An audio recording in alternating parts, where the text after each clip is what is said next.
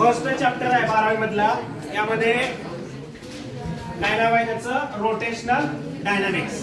कमीत कमी 5 मार्क आहे आणि जास्तीत जास्त 7 मार्कासाठी तो चॅप्टर तुम्हाला परीक्षेमध्ये असेल. आता यामध्ये आपण वेगवेगळ्या टर्म्स आहेत. यामध्ये पहिली टर्म आहे, त्याचे डेफिनेशन आपण पाहतोय.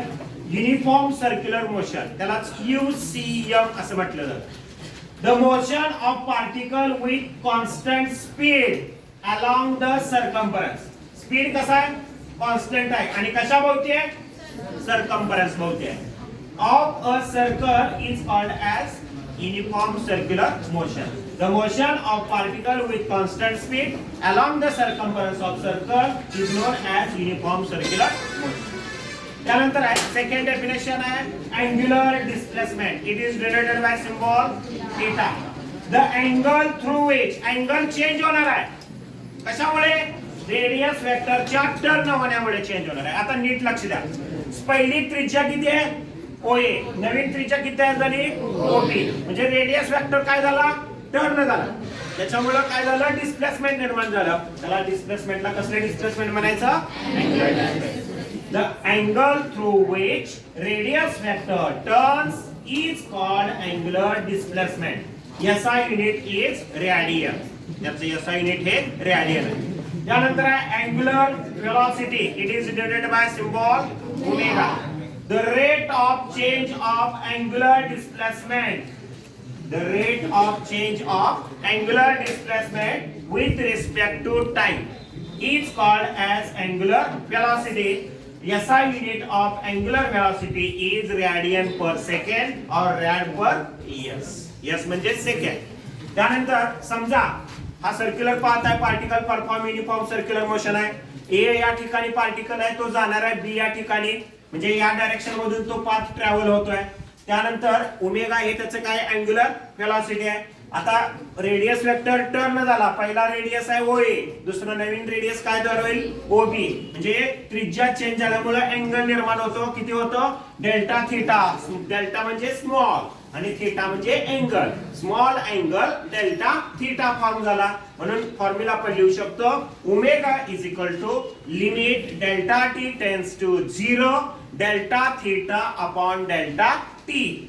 हेच आपण सिम्प्लिफाय मॅनर मध्ये लिहू शकतो सोप्या रूपामध्ये. काय? Omega is equal to d theta upon d T.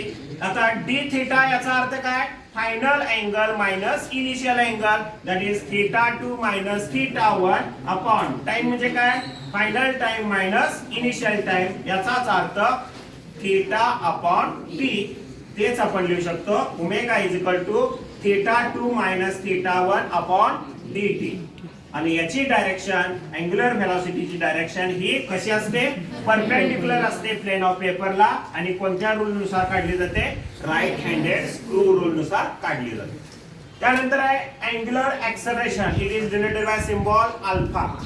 The rate of change of angular velocity with respect to time. The rate of change of angular velocity with respect to time is called as angular acceleration. म्हणा the rate of change of angular velocity with respect to time is called angular acceleration. Angular acceleration कोणता आहे? Symbol त्याचा alpha. म्हणजे alpha बरोबर formula आहे limit delta t tends to 0 delta omega upon delta t. आता omega म्हणजेच काय? D omega upon d t पण लिहू शकतो. म्हणजे alpha is equal to d omega upon d t और alpha is equal to final angular velocity minus initial angular velocity. याचाच अर्थ omega 2 minus omega 1 upon d t named as equation number 1. आता परत formula माहिती आहे. If n is called as frequency then omega बरोबर formula आहे 2 pi n. Then omega 1 is equal to 2 pi n1 आणि omega 2 is equal to 2 पाय n2. आता दोन्ही मध्ये कॉमन किती आहे? 2 पाय कॉमन आहे. म्हणजे इथं किमती जर ठेवल्या काय मिळेल फॉर्म्युला तुम्हाला? अल्फा इज इक्वल टू 2 पाय n2 minus n1 divided by dt. and SI unit of angular acceleration is radian per second square and direction of angular acceleration is perpendicular to the plane of paper and given by right handed screw rule. This is about the definition regarding with the rotational dynamics.